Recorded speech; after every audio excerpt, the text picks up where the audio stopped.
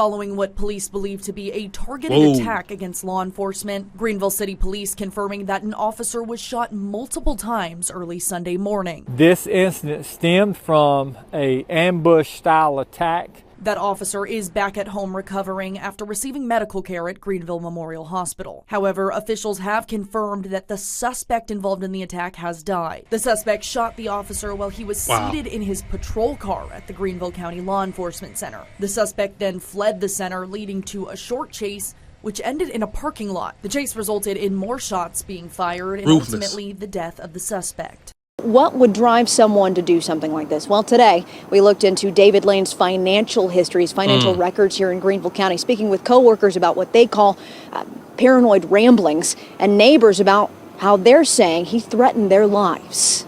The Greenville County Sheriff's Office confirming neighbors called about David Lane. The apartment he lived at, Huntington Downs, coordinated with the Sheriff's Office to have an off-duty deputy for security.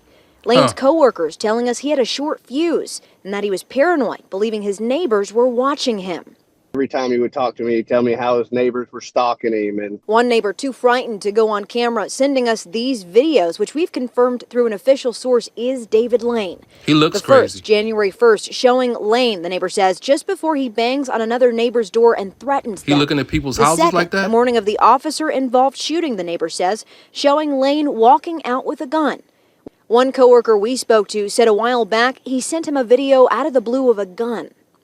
He has several weapons. 2 years ago, he was basically bragging to me about the gun that he just got or just purchased and how he was ready. Has a speed loader, and it was just a video that he sent me randomly. We learned Lane's apartment complex had filed for Lane to vacate the unit, which means they were terminating his lease. That judgment was supposed to be handed down Monday, January 12th.